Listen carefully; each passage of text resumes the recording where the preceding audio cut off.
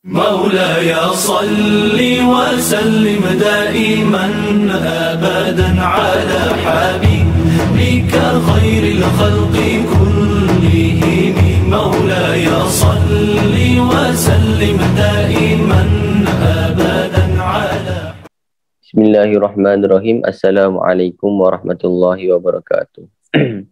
Bismillah, alhamdulillah, nahmaduhu wa nusalli wa nusallim ala rasulihil karim. Qala mu'allifu rahimallahu ta'ala, nafa'anallahu bihi wa bi'ulubihi fid darain, amin. Bismillahirrahmanirrahim.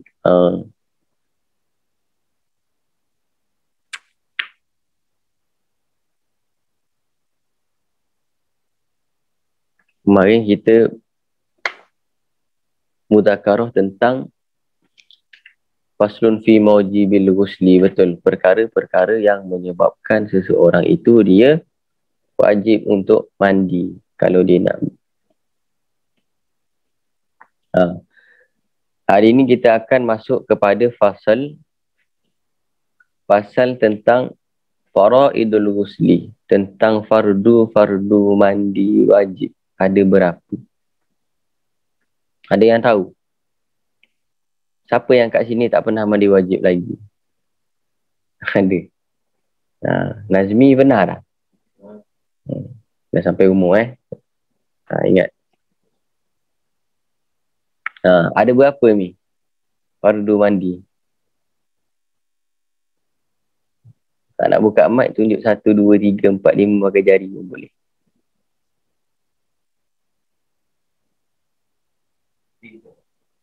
Ada berapa? 3. Betul lah dia ni. Ada 3. Jadi bismillahirrahmanirrahim. Faslun wa faraidul ghusli salasatu asya'a. Jadi dalam fardu mandi ada 3 sahaja. Apakah 3 itu? Ahaduha an-niyatu, niat.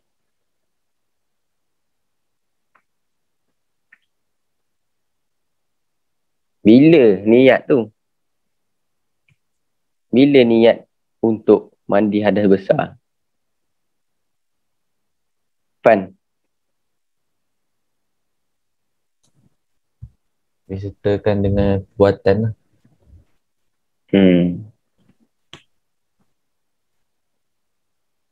Okay. Niat muqtaronan bi fi'lihi. Kena ingat ada niat, ada waham, ada azam.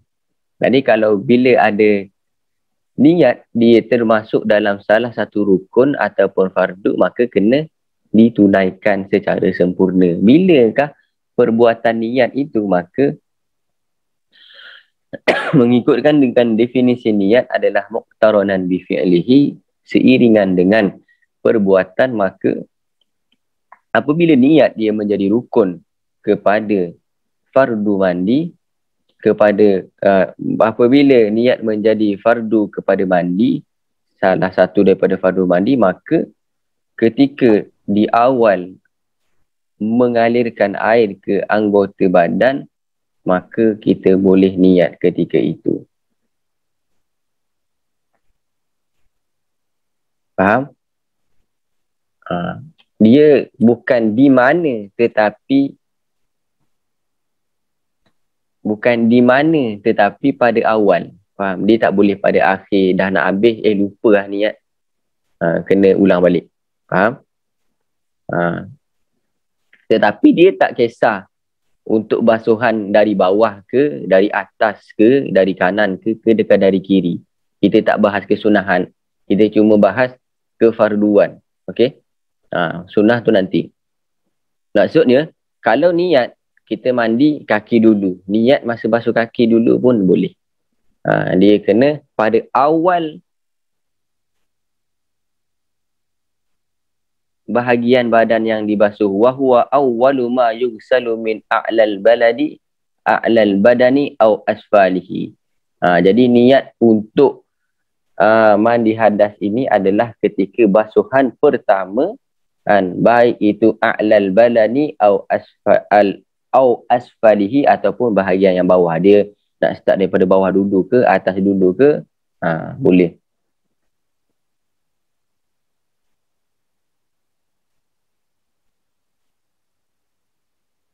Falau nawa ba'da ghusli, falau nawa, maka kalau ada seseorang, ni ada cerita, falau nawa, maka seandainya ada seseorang itu dia berniat bila ba'da ghusli juz'in, selepas dia membasuh sebahagian badan. Contoh, dia dah basuh bahagian pusat ke bawah, baru dia niat. Maka apa yang perlu dia buat? Wajabat i'adatuhu, maka dia wajib untuk mengulangi basuhan yang sebelum diniatkan itu. Faham? Dia mula-mula dia dah basuh dah, mungkin dia pakai shower kan. Dia dah basuh pusat ke bawah, tak niat. Bila dia teringat untuk niat tu kan, maka dia perlu untuk mengulangi bahagian mana yang ketika dia tidak berniat. Faham? Pening. Saya ulang. Falau nawa ba'da ghusli juz'in wajabat i'adatuhu. Maka kalau ada seseorang dia niat selepas dia basuh anggota badan. Maksudnya dia dah basuh anggota badan, sebahagian anggota badan, maka dia kemudian dia baru niat. Contoh senang, tangan. Dia dah basuh air sampai tangan, lepas tu dia baru niat. So tangan ni belum dikira, maka dia perlu ulang untuk basuh tangan. Faham? Itu niat yang pertama.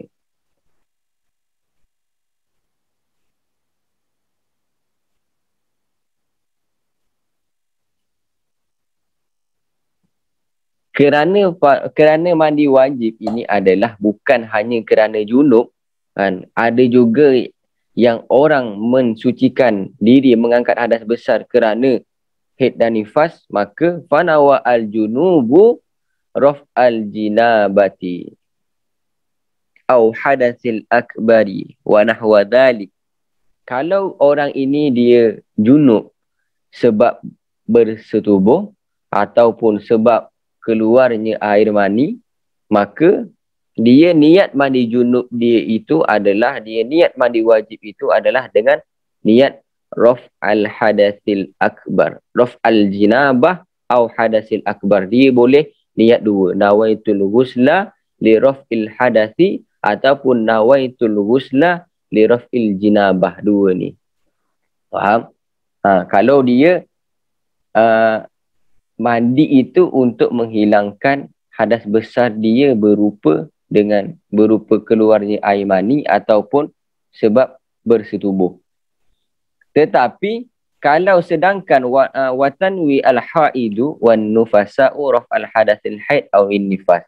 Kalau wanita haid ataupun nifas, maka dia niat mandi wajib ni adalah nawaitu ghusla li raf'il haidi li raf'il hadasil haidi aw nifasi. Maksud dia niat aku mandi wajib ni untuk suci daripada haid. Aku niat mandi wajib ni suci daripada nifas. Faham? Niat bahasa Melayu pun tak apa. Dalam hati. Niat tu dalam hati. Okay, tetapi di awal perbuatan. Kemudian yang kedua, fardu mandi yang kedua adalah wa izalatun najasati in kanat ala badanihi ay muktasili.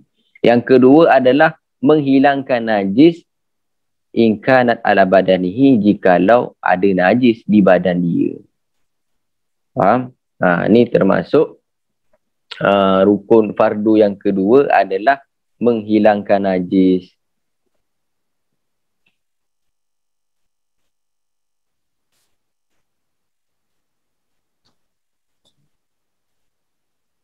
Kemudian yang ketiga, wa isalul ma'i ila jami'i sya'ri aw wal basharati. Yang ketiga adalah isalul ma', mengalirkan air ila jami'i sya'ri, ke seluruh rambut dan kulit badan. Faham? Yang ketiga adalah mengalirkan air ke seluruh anggota badan. Seluruh rambut dan anggota badan. Wala farqa baina sya'ri ra'si wa ghairihi wala bainal khafifi minhu wal kasifi. Maksudnya tidak ada beza antara rambut kepala ataupun selainnya, antara rambut yang tipis ataupun yang lebat. So maksudnya wajib untuk mengalirkan air ke seluruh anggota badan, yang mana anggota badan tu ada bulu ke tak ada bulu, badan bulu yang tebal ke bulu yang tipis. Faham? Maka dia wajib untuk mengalirkan air. Kalau ada benda yang menghalangi, macam mana? Kena buanglah. Di antara perkara yang menghalangi air untuk lalu ke anggota badan, apa benda? Cat minyak dan sebagainya. Maka berhati-hatilah kalau nak cat rambut. Tengok jenis cat yang dibolehkan. Hukum dai macam mana pula? Hukum dai dia sama macam inai. Faham? Kalau bagi yang tak ada hajat, maka tak boleh. Dan kalau ada hajat, dia perlu minta kepada orang yang perlu dia minta hajatnya itu. Contoh, kalau macam isteri dia nak dye rambut dia, dia kena tanya suami dia dulu. Kalau bagi yang bujang, di dalam mana-mana kitab kata tidak ada hajat untuk dia mewarnakan rambut dia. Faham?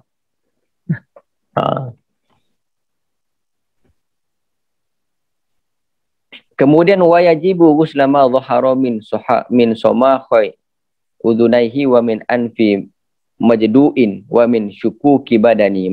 Dan wajib untuk membasuh bahagian-bahagian yang nampak dari lubang kedua telinga. Jadi ketika mandi wajib, perkara yang kalau kita nampak secara zahir, lubang telinga kat sini, hidung, tu wajib untuk kita lalukan air. Faham? Ada yang nak tanya? Dia cuma 3 saja.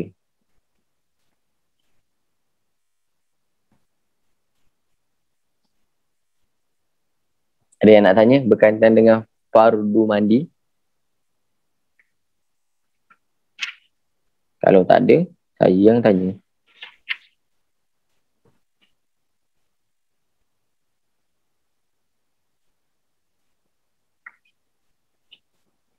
Sekarang saya ada soalan.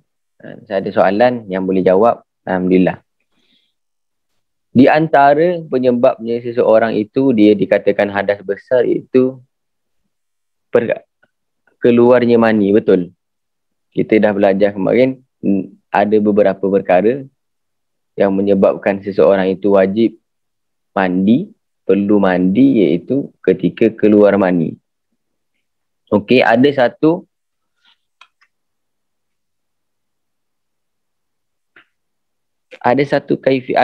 soalan. Dia macam ni. Nazmi dia tidur dekat depan TV dengan kawan dia. Ketika dia bangun daripada tidur dia tu,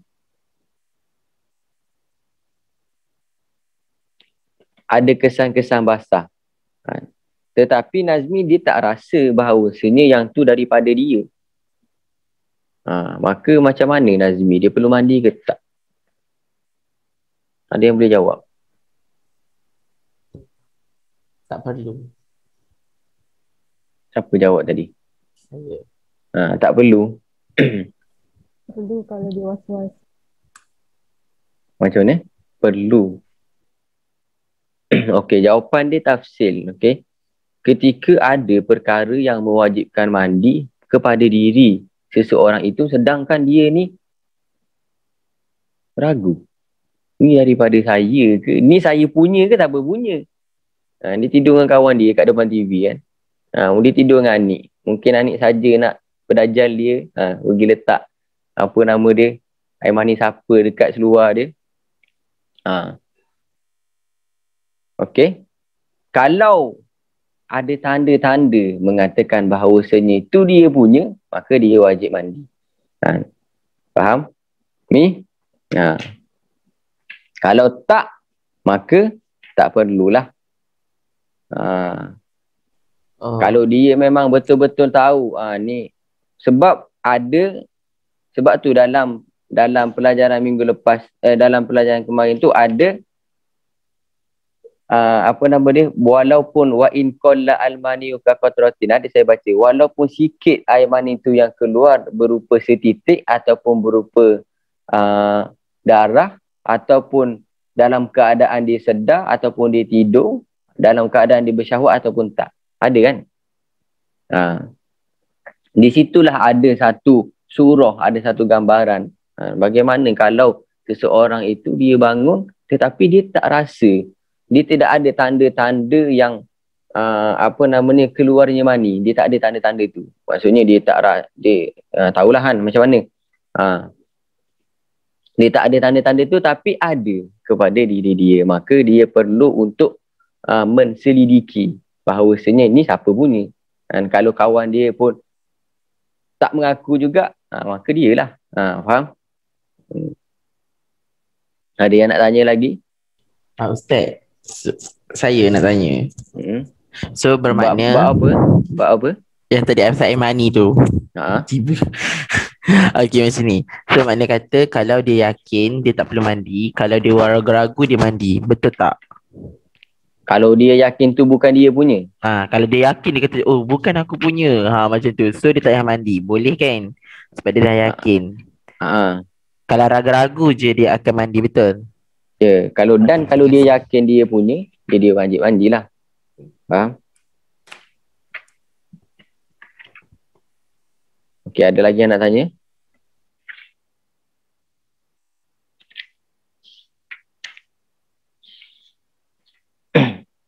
Tak ada. Sekarang saya balik satu lagi saya nak tanya. Makan dan minum sebelum mandi besar. Ada yang pernah buat? Apa hukum dia makan dan minum sebelum mandi besar?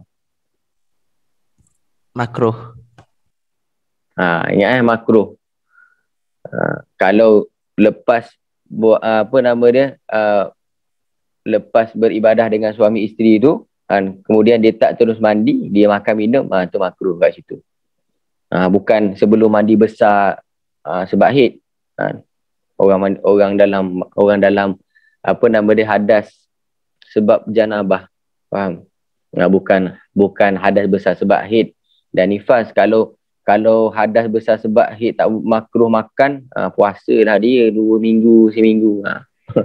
Faham? Okey, dah ada tak ada yang nak tanya?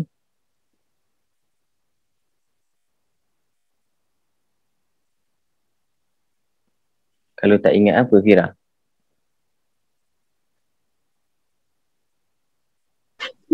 Kalau contohlah kan, dia memang tak ingat. Tak faham. Soal tak ingat tu, tak ingat apa?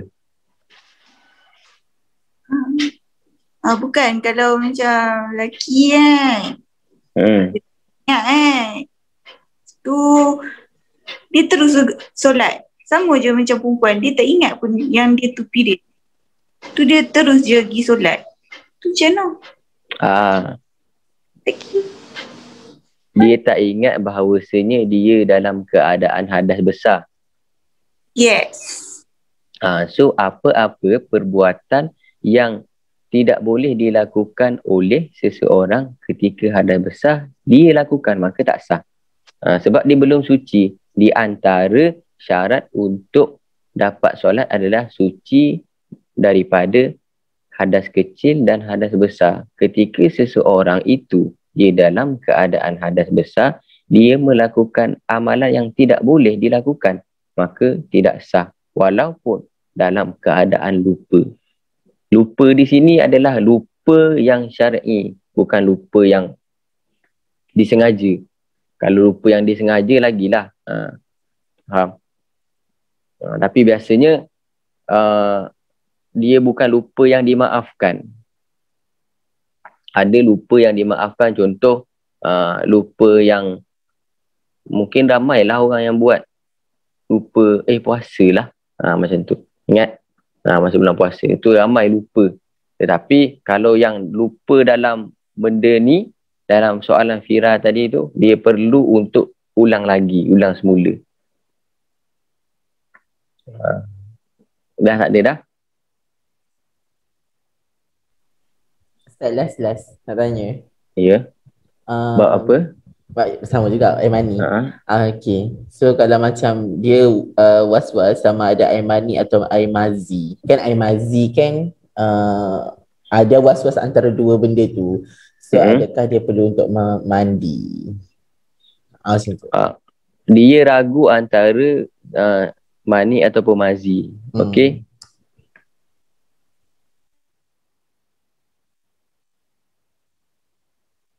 Dia ragu kan, dia tak tahu kan. Bukan dia saja-saja kan. Okey, dia boleh pilih. Kalau dia kata tu mani, dia wajib mandi. Kalau dia kata tu mazi, dia wajib bersihkan. Dia wajib bersuci lah. Macam tu. Sebab dia ragu, so dia kena cari mana yang lebih dia yakin. Kena tahu dalam usul fikih ada yang namanya al-yakinu la yazalu bisyaki. Yakin itu dia tak dapat dikalahkan daripada perkara yang syak. Syak ni ragulah. Maka kalau dia ragu, maka dia perlu ambil mana yang lebih yakin. So di antara mani atau mazi, dia pilih yang lebih yakin apa. So kalau yang lebih mendominasi diri dia adalah mazi, maka dia tak perlu mandi wajib. Faham? Tapi ni dalam bab ragu. Ragu ni dia tak tahu. Dia was-was. Okay.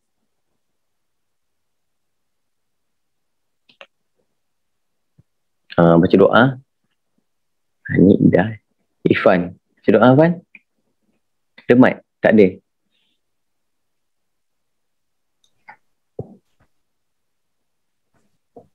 Maulaya salli wa sallim daiman abada ala habibika khairil khalqi kullihim huwal habibul ladzi turja syafa'atuhu li kulli hawlim minal ahwali mubtahimi. Ya Rabbi bil Mustafa lima qasidana ifirla ma madaya wasi'al karami.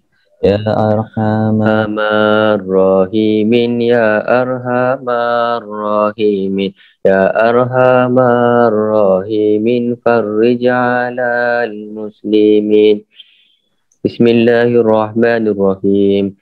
Ya Rabbana a'tarafna bi annana aqtarafna wa ananna asrafna ala ladha asrafna fatub alayna taubatan taghsil kulli haubatan wastur lana aurati wa aminir rawati. Ya Rabbana a'tarafna bi annana aqtarafna wa ananna asrafna ala ladha asrafna waghfir li walidina Rabbi wa mauludina wal ali wal ihwani wasairil khillali. Ya Rabbana a'tarafna bi annana aqtarafna wa ananna asrafna ala ladha asrafna fadlaw wajudan manna la biktisabi minna bil Mustafa Rasuli nahdha bi kulli suli. Wabillahi taufiq wal hidayah. Assalamualaikum warahmatullahi wabarakatuh. Satu lagi, jangan lupa doakan Rafif, dia tak sihat. Dia bagi tahu saya dia tak sihat. Doakan Rafif.